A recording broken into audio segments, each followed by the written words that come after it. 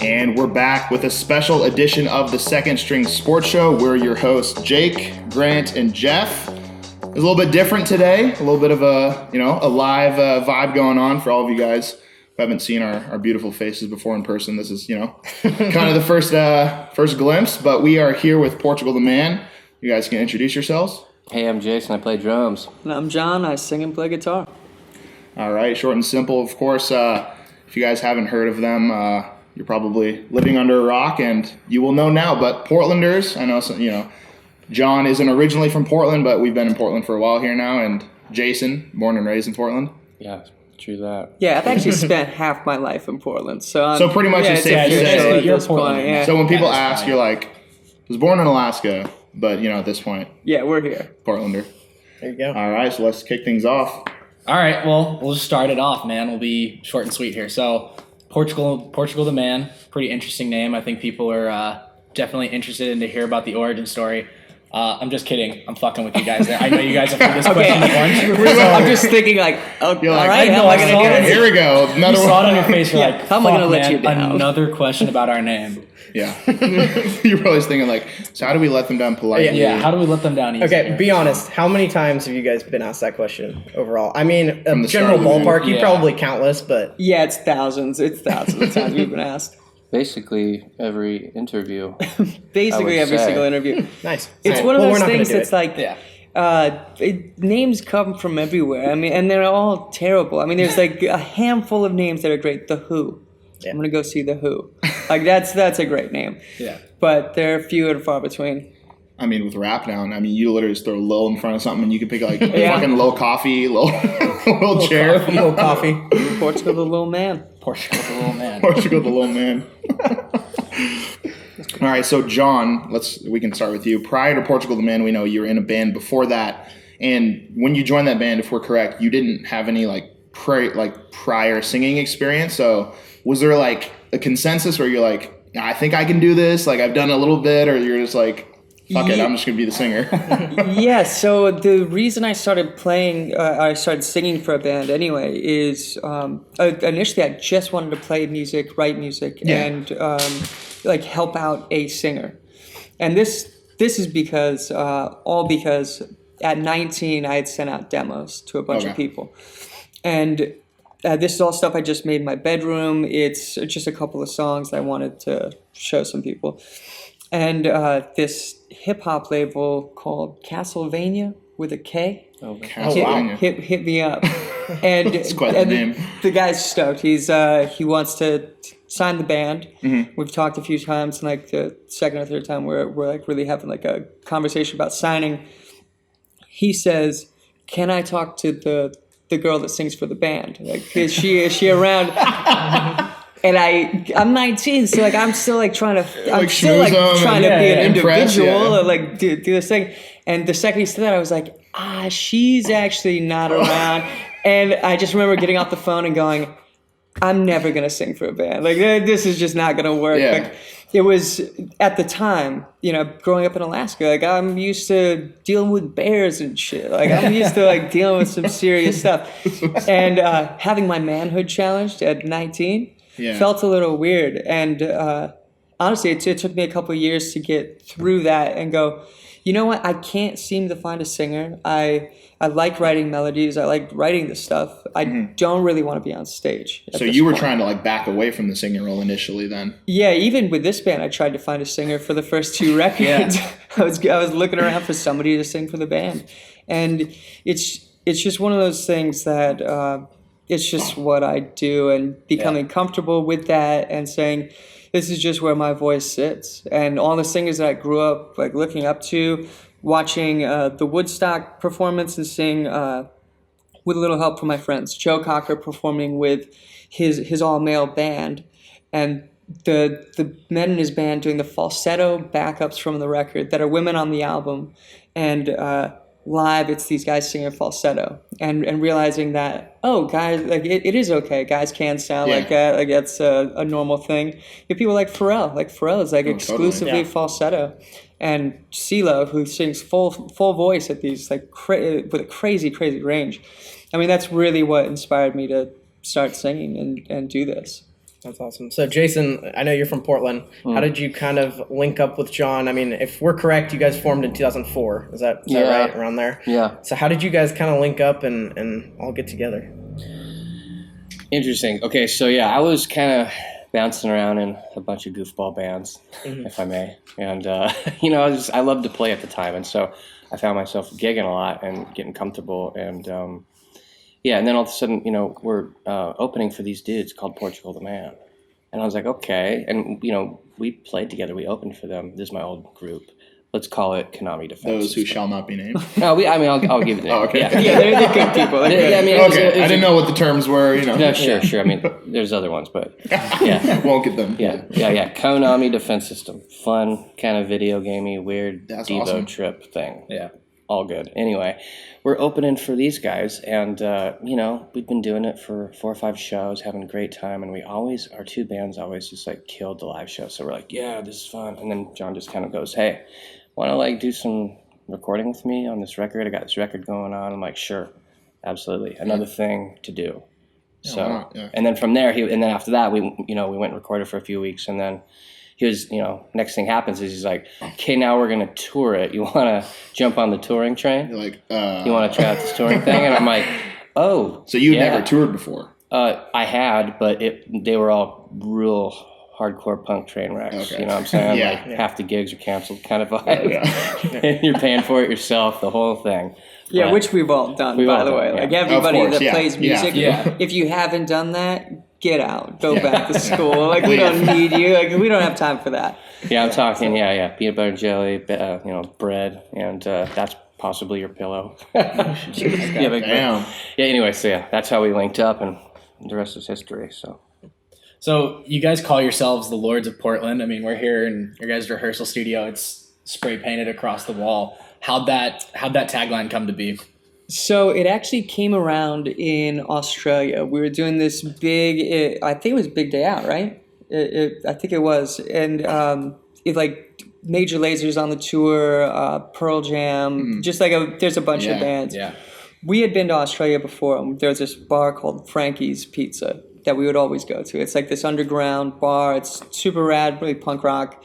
And we invited the entire tour to Frankie's Pizza after the show in Sydney.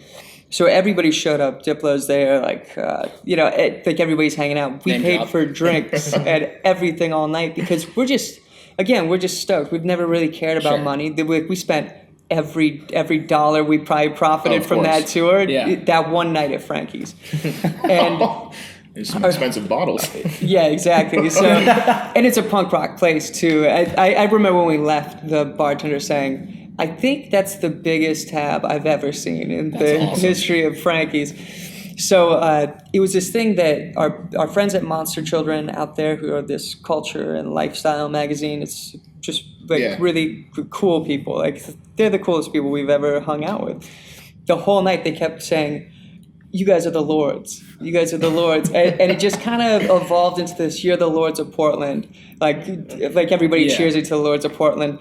And it just kind of became a thing. And we ran with that because I like the idea of representing the city. We never really got the time of day. And I'm going to be honest about that. When we first started playing out and touring, Portland didn't really give us much love. Really? And that's kind of what this city is and what I like about this city. It's punk rock. It's everybody gigs in town. Everybody's in somebody else's band, as Jason was. He was playing with a bunch of different bands. The fact that we were touring and not playing in Portland every day, it was hard to be a part of the Portland scene.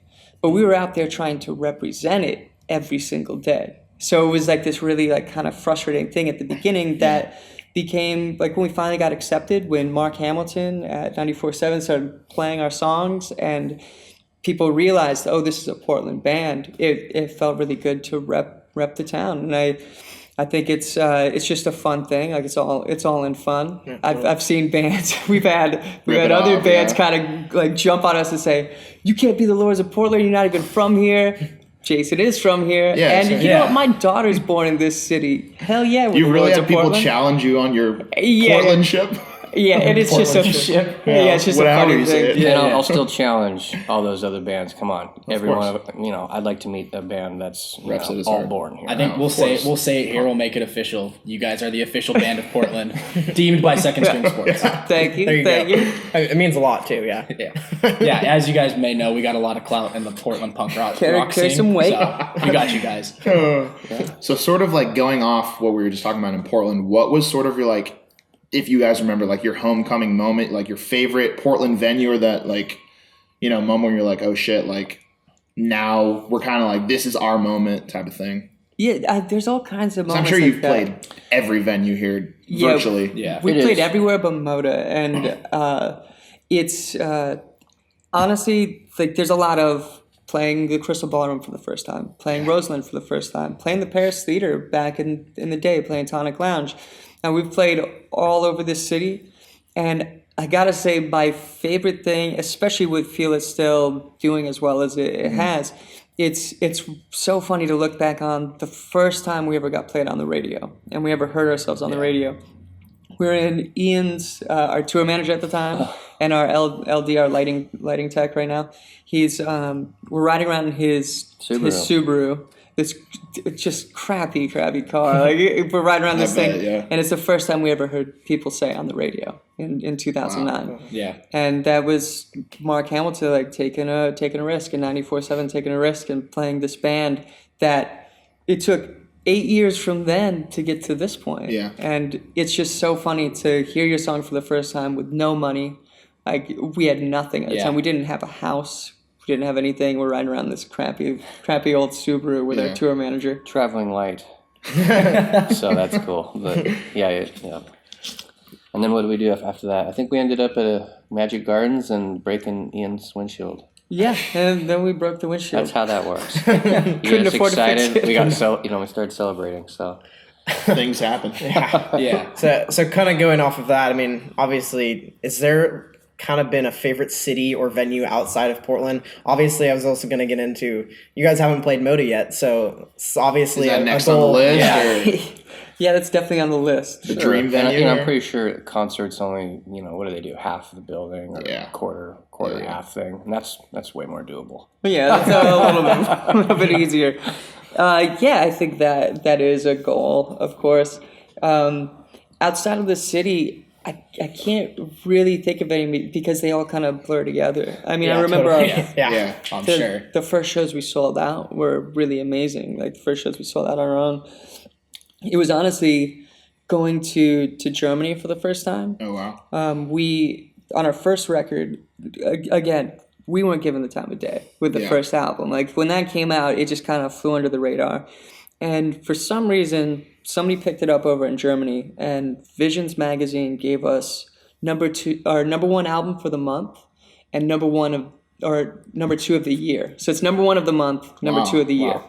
And we headed over there for the first time, not really knowing what to expect. We've never headlined shows. We've never really done our own tours. And we showed up there doing our own tour. We're the only band for the night. And Germans asking us to play an hour and a half. And we you're have like, a 38-minute record. Yeah, when you're used to doing like 45 minutes and then Yeah. you see on this paper and it's like 90 minutes, you're like, what? Yeah, you want me to do some 90 stand-up comedy? minutes. Or, Yeah, like, what Yeah. am I going to do? Yeah, what are we gonna do? That's how we kind of tackled it. We just went out there, and the first night, these are those moments that they weed out the weak and the strong. Like And it brings you guys together, yeah, of This course. is Darwinism right here. This is we showed up, and the first night we went, oh shit, what are we gonna do? What are we gonna do? We walked off stage. We had played, exhausted our catalog, and people were asking us for an encore. So we come back out and we play the same songs again, and we play like 2 of the same songs. We walk out and we go, wow, that was really embarrassing. we didn't have anything to bring. So the next night we go, okay, let's extend this part of the set. We're gonna just jam for a minute, and I'm gonna try to think of something. So I'm singing Ghostface Killer. Like I'm saying like Ghostface lyrics on top of our songs, and Beatles, and just everything we grew up, Black Alicious. Like I'm just kind of like riffing, Yeah. like whatever comes to mind, I'm just gonna start Having fun. singing that.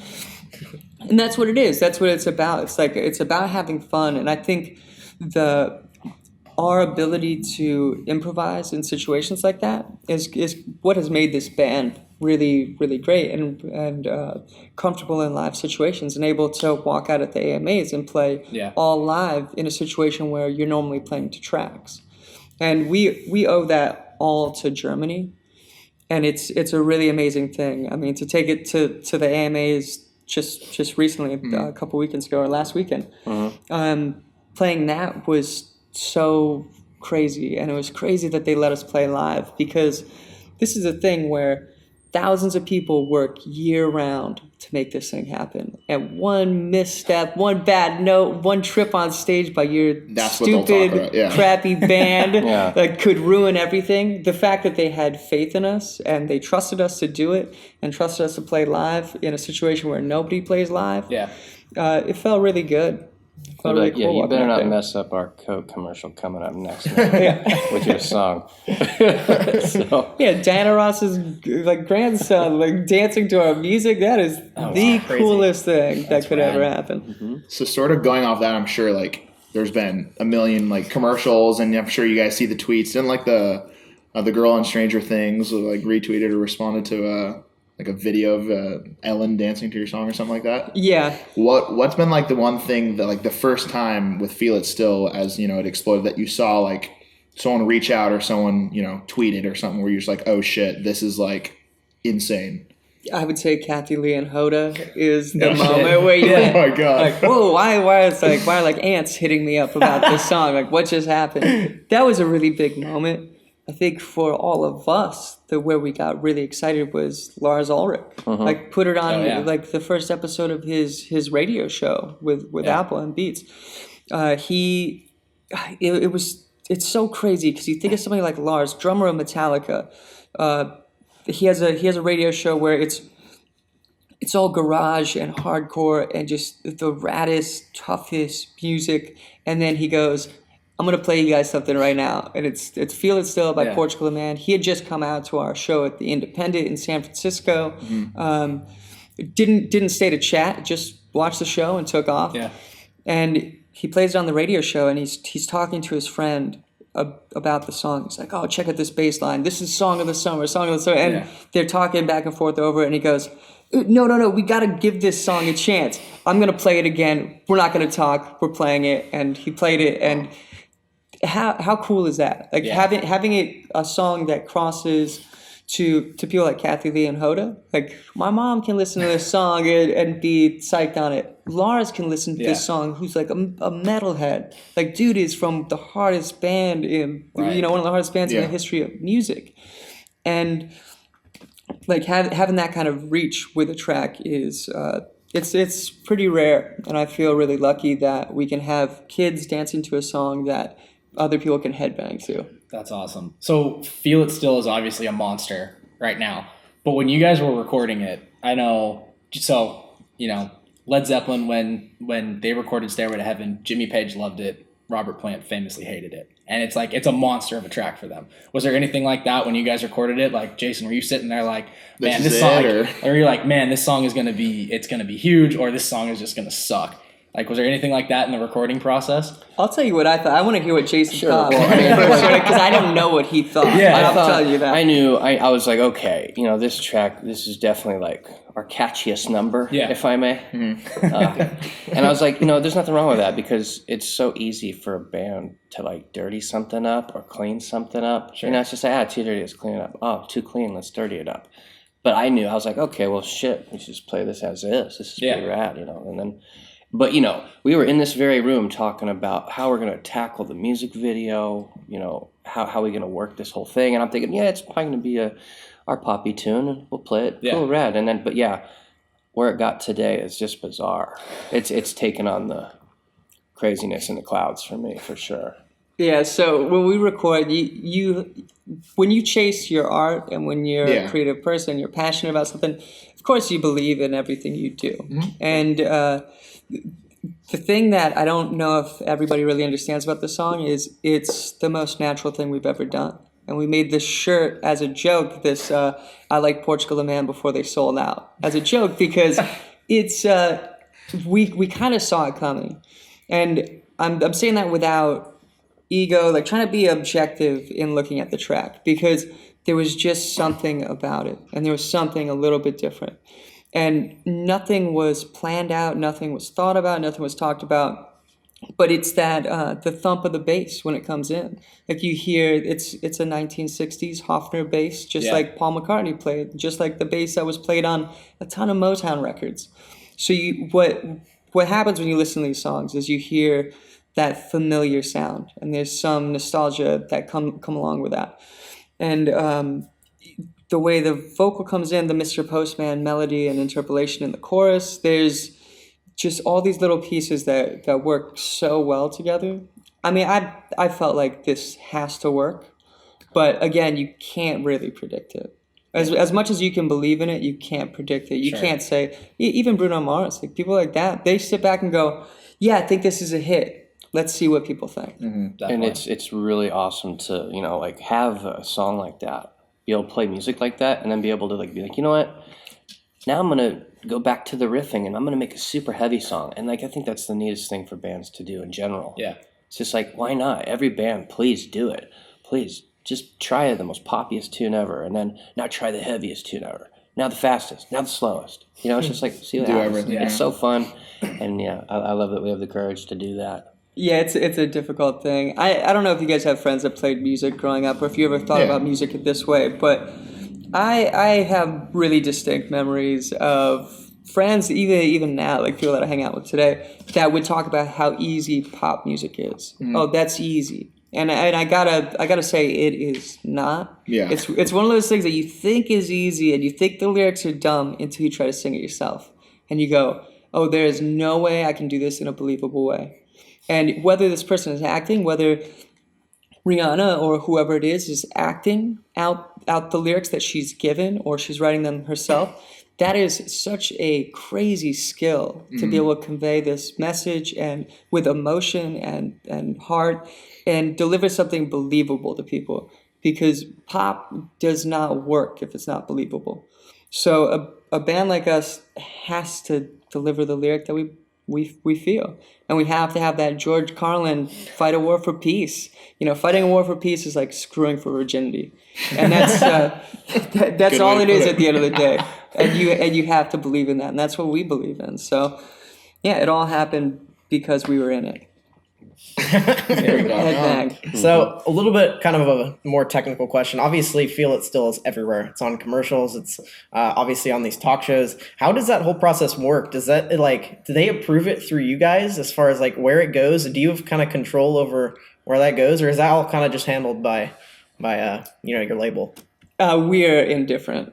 Yeah. And this is what I have to say about the whole sellout argument. You can present whatever you want. I'm indifferent. I wrote this song about what I believe in, and I wrote the lyrics thinking about us and thinking about my daughter and hanging out with my little girl. Yeah. Mm-hmm. And it's the way I look at commercials and commercial use is it's like radio to me. And that's because I grew up in Alaska, and I grew up in a place where I didn't have a record store. I couldn't go to shows every single night. I couldn't do this thing that most people get to do everywhere else in the lower 48 and in a lot of the world. So a lot of the music I discovered was through commercials. And I think it's the most mainstream format you can get. Mm-hmm. And I love the idea of somebody with a totally different agenda, totally different political view and views on religion. I like the idea that person is hearing our song and not knowing exactly that it's a George Carlin reference, and not knowing these things, but they're hearing that bass line and hearing this melody that they like and singing along with, because that's really how we kind of change people's minds about things and how we influence people. Absolutely. And I think it's a really cool thing that it is so broad that if you're on the left or the right, you can sit down and watch this and could have this Powerade commercial pop up, and you're gonna go, or vitamin water commercial pop up, and you're gonna go, oh, Aaron Paul, that's cool. I like him dancing to this song, and everybody kind of meets in the middle, and that's a rad thing for sure. So with Feel It Still's explosion, do you find your guys sort of people trying to now pigeonhole you to a certain sound, but you're like, no, you don't. I mean, you guys have been a band for so long. You have such a wide catalog. I mean, you've had other hits that your fan base loves too. do now people like try to put an expectation on you? But like, you're strictly pop, because I know you charted on alternative and number 4. I mean, on the Hot 100, but yeah, that's it's kind of a weird so now thing. with bands, there's some that embrace the genres and the labels, and I know a lot resent that too. So Yeah, again, it's a really music is such a strange thing to me. Like when we started, things that Jason and Zach and I talked about all the time was, we don't want to be a rock band. Like, I don't want to be a rock band. I don't want to be those guys that you sit down and go, oh, how do we recreate the success of that thing? Like, how do we write just strictly a rock record? We're all fans of the Beatles and Pink Floyd and artists that would write crazy jams, and then a song like Money, and you're going to have like this kind of proggy time signature that is a hit for radio. And I just like the idea that we've put out 8 records, and it's all been practice up to this point, and it's all been just trying to learn as much as we can. And I think we've laid down enough history of never sticking to one genre or one style that it's hard to really expect anything from us. But I will say, of course, we want to try to write another song like that. Yeah. But how do you do it? Yeah, I mean, so many bands have tried. Gnarls Barkley. I mean, I love that second record, but they didn't have Crazy on it. But still, every bit is good. Yeah. So that's the whole goal. Is like just keep making good music, or music that we feel is good. It's Definitely. objective. True We'll that. chase it. Yeah. Wow. Sweet. Yeah, so kind of going off that, do you guys have like some sort of dream collaboration? It can be living, dead. I mean, obviously this is a very open-ended people? question. Yeah. But is there someone, obviously, we read you guys in a recent article, you guys would love to work with Damian Lillard. Yeah, that would be super cool. I think we would all love that. But is there, someone else outside of that that's kind of like a dream of yours to work with? Yeah, there's a lot. Who do you have? I mean, good grief. Yeah, it's a very He's open. gonna name someone from honestly- the Grateful Dead. It's Well, gonna be no. I mean, Yeah. I mean, what I envision having fun with it is just being like, oh, how hilarious! You name it, an instrumentalist or a vocalist just kind of hopping in and jamming with us. Like it happened with Weird Al. Yeah, Weird Al is like Really? literally, we've So- already done that. Yeah, Yeah. take a look at it's just wow, sky's the limit with all that stuff. So Yeah. Yeah, our I mean- band is it's kind of an oddball group. I mean, the producers we work with, like, you can't pay Danger Mouse to make a record, and he's like one of the most iconic producers of all time. We got to work with him. Mike D, same thing. You can't pay him to make a record. He has to want to make it. We've had all these really great opportunities. I think as far as collaborators go, just on the side of design and art, I think Henrik Viskov is just a really amazing clothing designer and artist. He does some really, really cool stuff. On the visual side, we have such a great group of friends, A.G. Rojas and Mike Reagan and Vincent Haycock, and just like really great directors that we already work with. Musically, I think it comes down to people like Pharrell and Daft Punk and Kanye West and Death Grips is an underground one. Death Grips would be kind of a dream record to make, and I feel like impossible. Like that is impossible. Like out of all the people we've worked with, we could probably get to Pharrell. We could probably get to Timbaland. Like we could probably get to all these people. of course. But Death Grips is one of the most punk rock things out there right now, and it's hard as hell. And I mean, that is as punk as it gets. Sure. yeah, I might be on Tambo on that one. You know what I'm saying? Zach Hill. Yeah, that's what I'm saying. You get But- Zach Hill in a room, you and I don't mind, and that's what's funny about the collaboration aspect. Definitely. Yeah. All right. How much do you guys hate Rolling Stone? right now. Yeah. See, the thing about that post. So I posted something talking about this. It was a listicle. Like this journalist wrote a listicle with a clickbait headline for Rolling Stone. And I tried to make it clear, like, I was trying to discourage and dissuade people from attacking. I really didn't expect it. Yeah. You know, like, I honestly feel really bad that the writer was so offended by what people said to them. And it's it's a strange thing to me that we were supposed to expect that people would attack the journalist. And we would expect that there would be this attack when, on the other side of it, if you expect attack every time somebody posts about you, then how are you not thick-skinned enough to deal with it? Sure. Because the reaction was really crazy, and it snowballed into this idea that, and this is spin, just so you guys are fully aware, everybody knows what that is. Like, everybody knows that this is spin. They tried to flip the discussion into Portugal the man attacks female journalists, Portugal the man is misogynistic, Portugal the man hates women, and it became this thing that was, that's not what we're talking about here. You know, that's a totally different thing. You're trying to change the subject from the fact that experienced writers can write lazy articles. Absolutely. And it was a lazy article. And my problem with that, and our problem with that, is first of all, it was me that wrote it. Yeah. You could hate on John. You could call John misogynistic, whatever your thing is. Like, lumping the whole band is silly. Sure. The problem with the article is we were misrepresented. Right. And we were misrepresented by a brand that has the biggest brand in music, absolutely. Literally the biggest brand in music. Had it been a personal blog, I wouldn't have written anything. Right. If it had not, if it hadn't been Rolling Stone, Right. I wouldn't have said anything. Yeah. But it was Rolling Stone, and I'm you can say that we got accused of doxing this journalist by putting the handle in what we had written, and the thing is, I wanted them to see it. Yeah, we put their handle in it. Yeah. If you have a public profile, if you have 20,000 followers on Twitter, it's safe to say you're not a private person. If you're writing for Rolling Stone, I think you're pretty much in the public spotlight at that point. Like, the hate we got was comes with it. We had. Can I swear at all? Oh, dude, it's uncensored. Okay. You fuck shit. Okay, You so, can say whatever you want, man. So we had like writers at Pitchfork saying, "Fuck you, Portugal man, forever and ever for being so petty." Here's the thing. Yeah.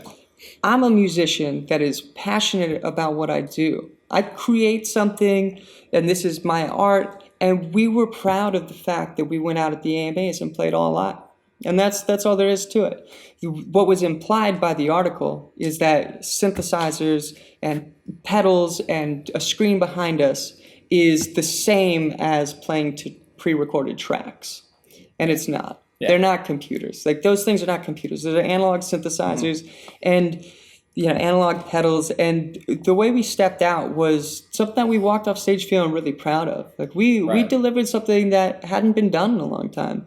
And this article came out calling us a quintet and we're a sextet. And you left out the fact that Zoe plays in our group too. You left out the woman in our group. Right. And that's offensive.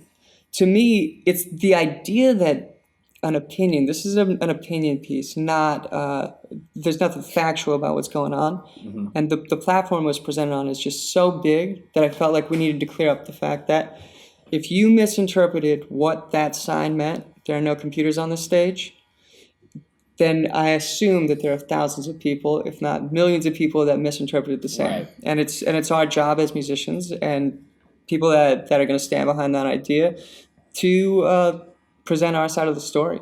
And if you as a journalist think you could just go out and criticize whoever you want and you think there's no repercussions, what do you expect, man? I'm passionate about what I do. Yeah. It's a writer. We went after a writer. And we were very clear on what that meant. Yeah. And I honestly don't care. Pitchfork can say whatever they want. That's on them. Definitely. We stood by what we do, and you can stand by what you do, and that's all we can do at the end of the day. Yeah. At the end of the day, if I'm not mistaken, wasn't that performance the most Shazammed on the AMAs that night or something like that? Like 10,000, I think. Yeah, I mean it's crazy. Selena, now, yeah, how cool is it that we get to do that? 8 years into our career, or 8 albums into our career, we get to do this thing that's different and fun. And I like to bring music to new kids. And honestly, I don't care what a writer has to say. But if you misrepresent us, we're gonna point out the fault in that. And it was trash. I say that because I respect Rolling Stone. Absolutely. And I respect what it represents. Yeah, totally. No, it's good to kind of get your guys' opinion because we were all just kind of wondering, and hear that obviously we know, I mean, we're close with journalism and know kind of how that was spun. But there are people who think that is read a headline and just base opinion. exactly. Like, we can read into it, but there are people who don't. Dude, it's so scary looking at that, because that's a pretty serious accusation to accuse somebody of misogyny, and just watching it snowball from, as I said, Portugal, a man attacks female journalists, to Portugal, a man is misogynistic, to Portugal, a man hates women, and it being retweeted as people didn't even know what was happening. They were just like, oh, great, what did Portugal, a man do? Oh, they're misogynistic. And I'm seeing the threads going... That's the internet, though. Cool. You just see that, you see the headline, and then people run with it. How do I take a step back and explain to everyone that this is not what we're getting at? And it's a really difficult thing, and it's a really sensitive subject, and it's something that I believe has a right to discussion. Like, it should be out there. And I don't like the fact that we can have that stuff happen and it goes away in a day. Yeah. That's Trump, man. And the problem with Trump is just the way he twists these things. Like, you're doing the same thing. Yeah. You're making the argument about something else, and that's not okay. And I watched things get retweeted, and people tweet like their tweets at us, and they were cropping out our response. Oh, of course. And I was trying to say, the internet. can you show me where I misspoke and where we messed up? And I'll tell you what I got at the end of the day. And I think it's a valid point. When I said we're a rock band, not a pop act, what I meant was we are going to show up at the red carpet in our street clothes. We're not trying to compete for best dressed. We're not showing up with talking points. We're not walking in and saying, you can ask us these questions, but don't ask me about this. That's the difference between rock and roll and pop for me. And there are plenty of artists in the pop genre that are rock and roll. And there are plenty of rock artists that want to be in the pop side. And like The Weeknd's rock, in my opinion. Like, he's pretty punk rock. Yeah. That dude was making music for a long time. Pink is rock and roll. And same goes for the rock side of things. The misinterpretation is rock is a genre that's traditionally fronted by male musicians and represented by male musicians. Pop traditionally is represented by female musicians. And anybody who knows what we do and has followed us for a long time knows our stance on this. But from the outside, I can see the misinterpretation. And the thing that we need to all take a step back and look at is the fact that we choose within this like digital age, like we all choose who we follow, and people who follow us typically like-minded. Yeah. So we live in this bubble of, oh, everybody agrees with me. Everybody, you know exactly what I'm thinking. You know what I'm saying. All it takes is going to Olive Garden, which is one night, and going, damn, there's a 30 to 45 minute wait for dinner right now, and this building is huge, and you stand in line, and I'm not used to doing that in the circles that we. Yeah. I mean, we live in Portland. Like, if there's a 45-minute wait, I'm walking to the next restaurant. Yeah. But this is Olive Garden every single day, and there are so many people that just think differently than me. And sitting down in a place like that, you realize that, oh, there are a lot of people that might not understand, and that's where our right to respond comes in. Definitely. And we had writers at Rolling Stone asking us to remove what we wrote. And eventually I did, simply out of respect for the writer. Yeah. Purely out of respect for the writer. And it's because they were obviously hurt by something that we haven't been hurt by in 12 years. Yeah. And this is another thing to understand about music. When you play music, I've had hate thrown at me every single day since this band started. There's a negative review today. There's you look stupid. It'll be like the lamest stuff. But you build up a callous to criticism and things that people say, and it's something that happens just without even recognizing. And the second that a Rolling Stone article stung, where we really messed up is we should have taken a step back and gone, okay, the potential in posting this for like people to attack the writer and hurt their feelings the way they hurt us 12 years ago that's a serious thing. Like, and I forgot how that felt, but the same time, if you put your name out there, if you're gonna say something about Public. us, Yeah. and you're gonna ask Absolutely. us to remove things that we posted and remove writing that I still stand by. Like I still stand by it. Yeah. Like just because I removed it does not mean I don't still believe that was Right. completely wrong Totally. and mean. Yeah. Like it was very mean spirited Yeah. what she did, and it's a snarky, like I'm a snarky like music writer, and I'm gonna like I gotta write a worst. Yeah. That in Portugal the Man's gonna be the worst. The easiest way to look at this stuff is it right as a journalist? Do you think it's right to tell us we should remove something from our page that is basically writers using their platform to say what they want, and I can't use my platform to say what I want? Yeah. That seems a little unfair. And I guess just to take it all in, at the end of the day, the easiest way to dismantle our performance is to say, don't ruin Santa Claus for kids. Yeah. I get it. You don't have a computer on stage. Don't ruin it for the rest of us. Kids just want to see music. And it's Yeah. great that there's music on TV. And that's why I don't care if they sing to tracks. I don't care if Macklemore's up there like miming. Like, what does it matter to me? Yeah. Do what you want. I want Doing it for the kids entertainment. to see Absolutely. music. But you know what I'm also gonna stand by is the fact that we're proud of it. Like, Yeah. I'm pretty proud that the AMAs let us do that. Hell yeah. So going off of just performances, Good. Performances in general. I know that's recently you guys have been doing talk shows and the AMAs, of course. But you've come, you spoke your roots of climbing the ladder. What is like the most memorable? It could be a tour story, backstage story. It's just like if you have that one standout show, or just like it could even be where things went to shit. And then sometimes those And if it's are really honestly bad, the most memorable. If it's really bad, we can turn the camera off. Yeah. You can just tell Pretty bad. Illegal off activity. camera. Yeah, anything like that. Crazy Okay. shows. I mean, on a good note, I think when we played Bonnaroo, it was 2009, and we had our first dose of like, dear God, Yeah. like thunder and lightning are happening, and it's like you better deliver Yeah. this one show. Yeah. And so we're like, oh, geez Louise, here we go. And so, Yeah. I remember it was like a little bit of that shaky feeling, like we were all nervous as hell at that one, and then somehow we pulled it together. And it created such a electric atmosphere, if I may.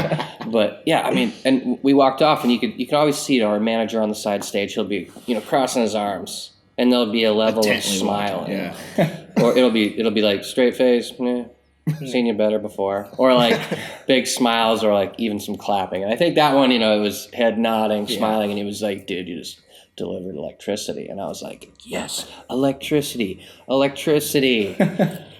Yeah, that's our standout for all of us. Yeah. Because up until that point, we were just, we started playing music because we realized you could play music for gas money to get to the next city.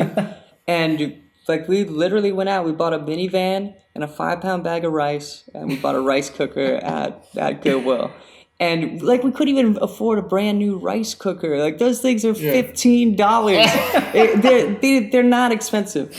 And the first tours we did, we would unplug soda machines and plug in our rice cooker, and we would buy $1 a bag of vegetables, and all 5 or 6 of us at the time would eat this rice and vegetables.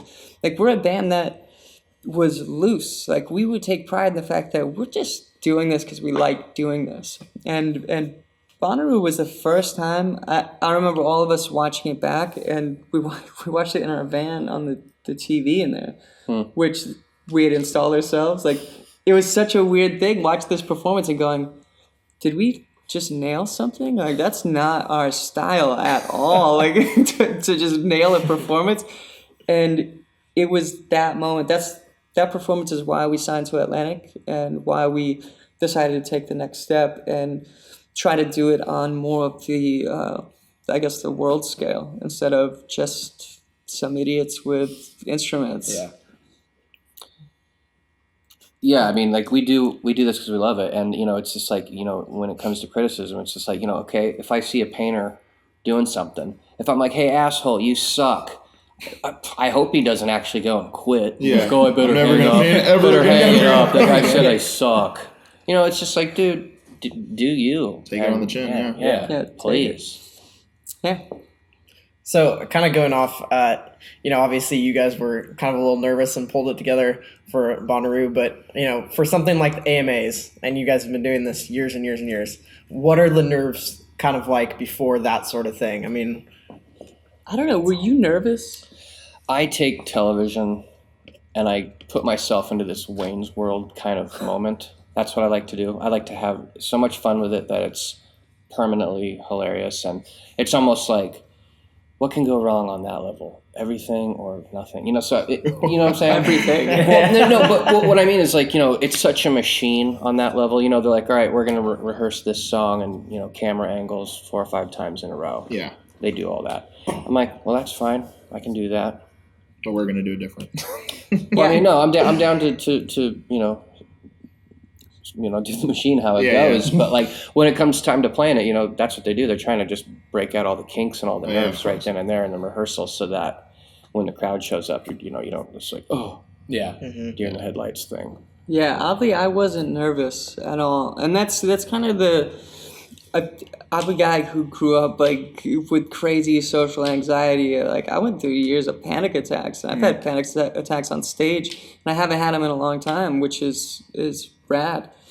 But that's the beauty of being a band for as long as we have, and we get to walk out on that stage for the first time, going, "What is this? 2,000 shows? Like we've played all of this. Like it's not nerve-wracking to step on stage anymore. Like some shows feel different than others, and that one definitely felt a little bit different. But that's also why we didn't dress up for it. That's why we walked out there and we're like, you know what? It'd be you. Yeah, I'm not even totally. gonna get in my head and try to put on those shoes that hurt my feet and any of that. Like I'm gonna wear my And I'm my and I'm sneakers. not going to be like, when am I going to drop the stick? I'm going to drop the stick. I'm going to drop the stick. Like it's just like, that's ridiculous. Just play the song. Yeah. Play the tune, have fun with it, and that's what we do. Yeah, how cool is it to walk If I into did the drop my experience? stick, I would give everyone that look, and everyone would give me that look like, nice, dude. Nice. Yeah, you know how we would have handled that? If there was a mess up, all of us probably would have laughed and just waved and said, all right, let's go. Pick it up, man. Well, so How much we now, can do see, now? let me see here. Let me get this straight. So if I had dropped a stick on such a big situation right there, what would have happened?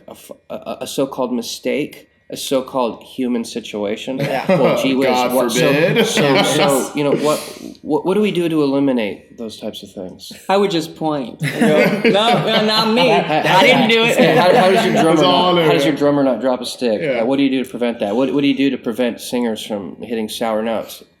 Yeah, my wheels are turning, and I know put what it to in. do. Not Yeah. a bitch.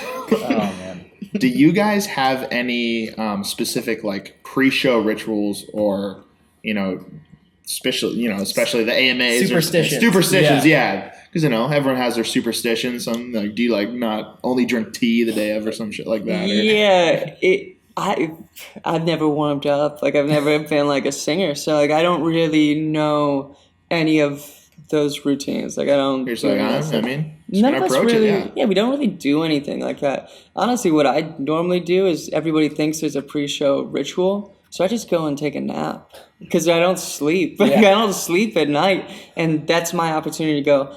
I'm gonna sleep for the hour before we play. Wake me up when we have to go on, and I'll Yeah. kill it. I'm good. Totally, and it freaks everybody out. Everybody in the band is like, Yeah. "Did you just get up and you're walking on stage to sing like, right now?" Yeah. I'm like, But that's great, real clear-headed right there, I would say, and well-rested. You want to know what I don't want to do when I'm, right before going on stage, guess what? I don't want to think about or hear anything else. But, hey, what are we eating later tonight? Who cares? Shut up. Yeah, exactly. I'm trying to think about the song right now. Yeah, I am just no trying to think about, distractions, the one moment of music. That's it. Yeah. Thinking about that. Sometimes, like I don't know, one of our band members, Kyle, he can just talk to you about anything in the world or what's going on. I'm just like, hey, man, just give it a rest for a second. No offense, Kyle. But yeah, he'll come up Let me to think me about like this, before we too. walk out of the AMAs and be like, "Hey, have you heard this? Hey, have you heard this Elliott Smith song?" And he'll stick it in my ear. I'm like, "I'm trying to Like, stay stop. in key, man. Like I'm trying to keep it straight." Oh, that's fun. All right, so kind of switching gears here. You guys are obviously based out of Portland, big Blazer fans. Started off with an easy one. What's your favorite Blazer memory in your fandom so far? Well, I mean, jeez. I don't know, Jason, you probably have one from a younger age? Because I do. John, has been here I do. half his life, But there are a lot of really intense ones. But I would say my biggest fandom moment was probably when I think Danny Young hit like this half quarter shot, and it didn't count though, right? And that was the NBA still Finals. cool. Yeah. But I remember I was like 10, and I was like, ooh, oh. I was like, yeah, they pulled it off. And then I was like, oh man, then you get that let down.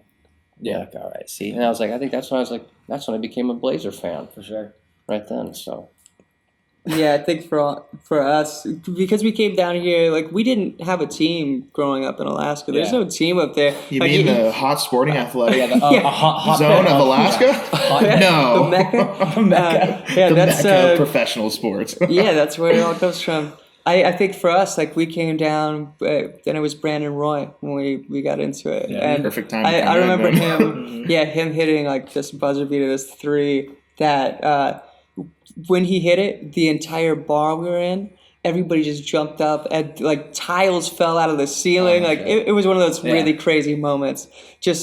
Watching Brandon Roy, like he was amazing, and like it was really sad seeing him kind of get injured and kind of.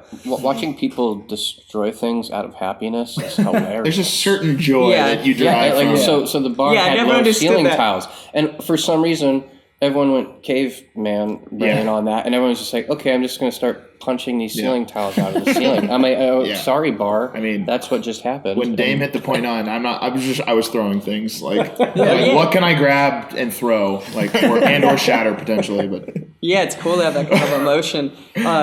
The thing that I always loved was when we were touring in a van, it was listening to games on AM radio. Yeah. Like we would do that all the time, and I loved that we were all sitting in a van together, driving along, like putting these games together in our heads, just kind of listening to it. And that's something that we don't get a lot of these days, is like just sitting back and like using your imagination and trying to picture the game go down.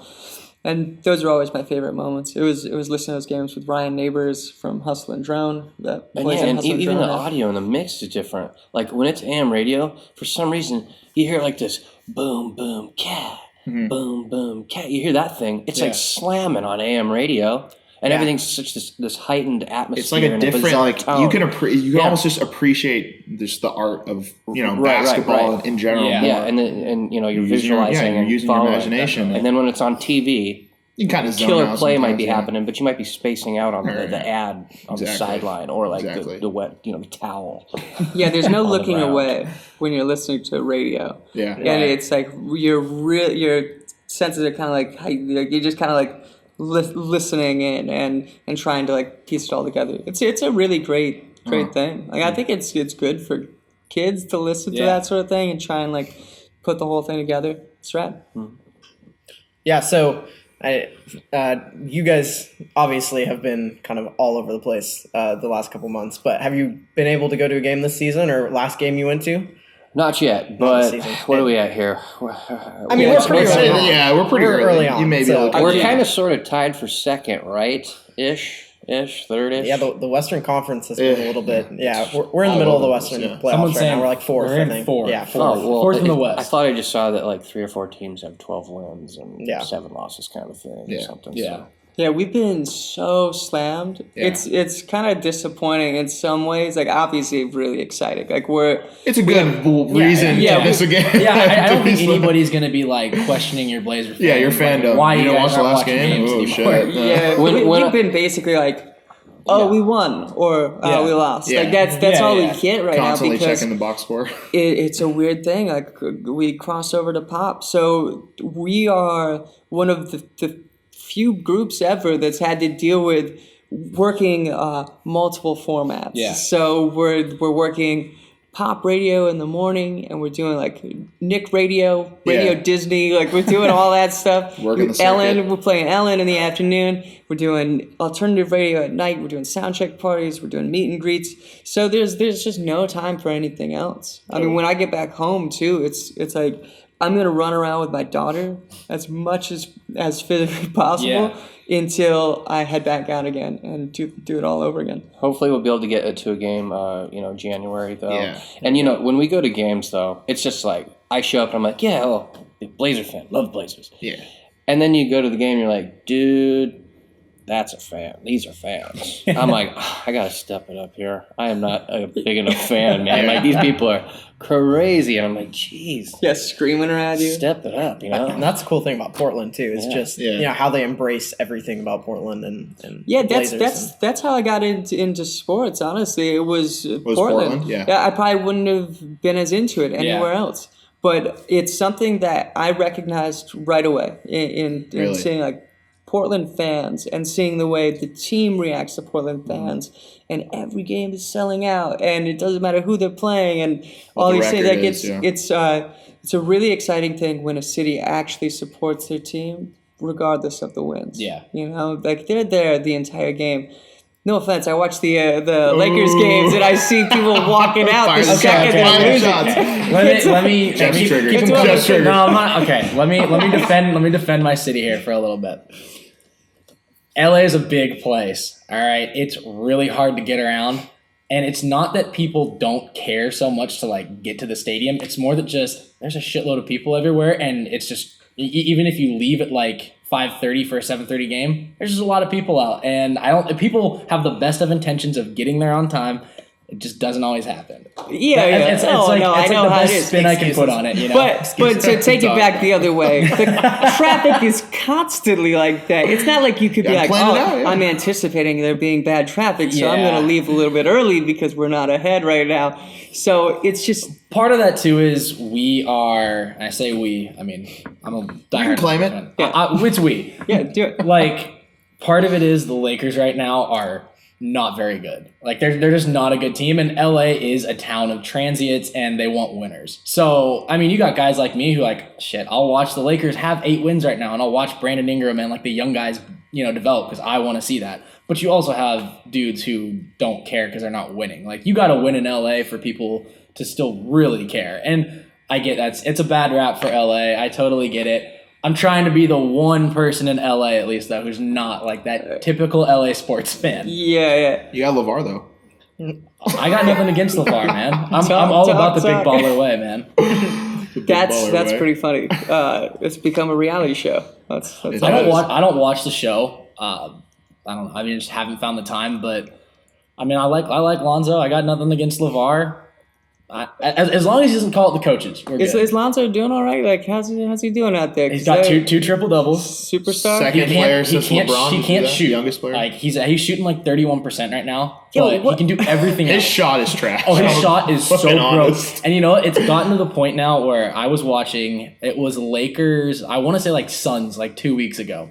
Lakers are up like 15 in the fourth quarter, and Lonzo gets a wide open 3. And just the first thought in my head is like, fuck, if he makes this 3, this is the biggest deal for the Lakers. Because everybody's talking about it in LA. Yeah. Like, Lonzo can't shoot. Lonzo can't shoot. If he just makes 1 3, everybody's going to lose their shit. And of course, he bricks it and he clanks it. I'm like, fuck, that is just not a good look. Yeah, that happens. Isn't that important in basketball? I don't know. You know, it's moderately important to be Can't It's up shoot. there. Dude can't Shoot the shoot. ball. moderately important. Yeah. Yeah. That's not Michael Jordan. I just Yeah, gotta yeah. say. So I know, sort of going off basketball, I've read that you guys potentially may be into fantasy basketball a little bit. Eric, our okay. guitarist, yeah, he's Is been he playing. constantly checking them? Yeah, constantly. And he plays with, and I think it's safe to say that they would be all right with me calling them a bunch of dipshits. Wow. James Buell. Okay. Yeah, he plays with our buddy James Buell, who is so funny. He's like Yeah. one of our best friends. But yeah, he's been railing on us to join his fantasy league, and Eric finally did it. And it's Yeah. like $500 buy-in, and It's going to be a hefty payout. yeah, he was acting like How it's many people are no in the money league? to Yeah, buy yeah. in. I'm like, it's $500, dude. That's Something. That's nothing. Yeah, that's something. Yeah. My buy-in was $20. Yeah, exactly. That was a lot. We're definitely not doing For us, it's a- $500 Yeah, because fantasy. if this plays out like Words with Friends or whatever, I'm just gonna like put down the phone and quit anyway. So. Yeah. Exactly. So, you touched on it earlier as far as Portland culture. Portland really embraces their sports teams. What would you two want to see as far as like the next step for a pro hockey team or a pro baseball team? I know there's been talks with them bringing that to Portland. What's your guys' take on that? Really, pro hockey or pro baseball? There's been like murmurs that Mike Barrett may be involved in potentially bringing like an MLB team here, but Really? Yeah. I don't know. I don't know. I don't want to say anything bad about baseball, but it's really hard for me No, to go watch for it. baseball, Literally, go man. for it. Like, Bash baseball. yeah. It's okay. No, I played baseball growing up. Like It's not for everyone. We Yeah, actually bring mitts out on tour with us. We play. we yeah. play catch. Well, like, tell me, LA, LA. how was there we your experience with the World Series Oh, here? dude. Just with, Okay. Tyler, Die-hard Dodger fan. Right.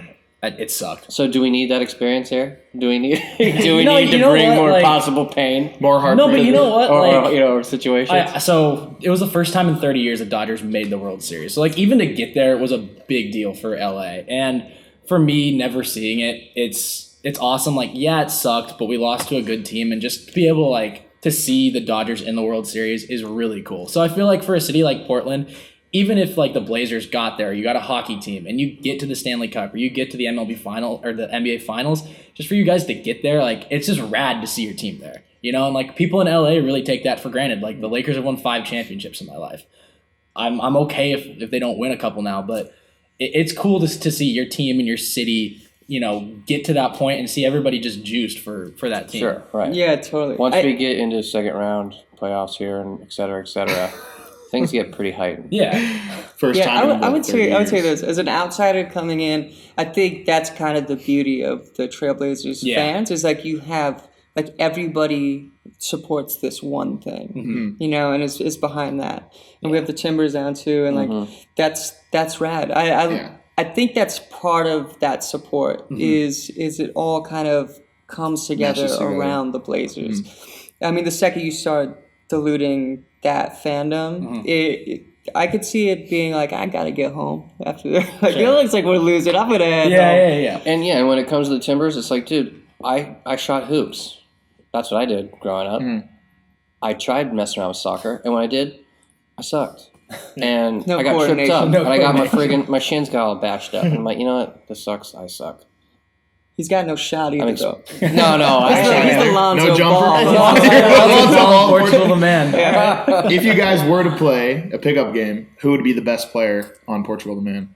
I think it might be Jason or Kyle. I mean, I would say you and me probably. Well, I mean, I am definitely the most coordinated. And, John's great on D, and So he he's brings a a lot really of body. gritty guy. I probably have the get best dirty. touch There you though, go. on shot probably. So.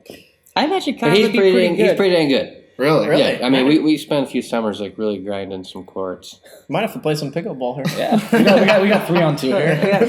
No. I would handle it. So we'll get you guys out on this. It's obviously been kind of a whirlwind of a year, I'm sure, just crazy, everything. But what's next for you guys kind of in 2018 and to finish off the year? SNL, man. We got to try and get that SNL spot. Grammys coming up. If we get snubbed, motherfucker, I'm flipping out. Like, I'm just flipping tables. We'll start it. Yeah. We're gonna start the Grammy campaign Yeah, there right you now. go. Perfect. Yeah, cars to go are going to be flipped over all over the city. Portland riots. Yeah, we got to do right. this for Portland. I mean, I heard today that we got the 20th week at number 1 in alternative, and that's like awesome. number 1 of all time. That's pretty amazing. I think it's hard to go anywhere else from that. Like, Yeah. that's just it feels really good that I really feel like we're doing something with Portland and for Portland, and I hope we're representing the city the way they want to be represented, and that's all we want to do. Like, I want to bring music to kids, and I want kids to hear music and see people playing music. I don't care how you make it. Like, make it in your bedroom on a laptop. Use Ableton.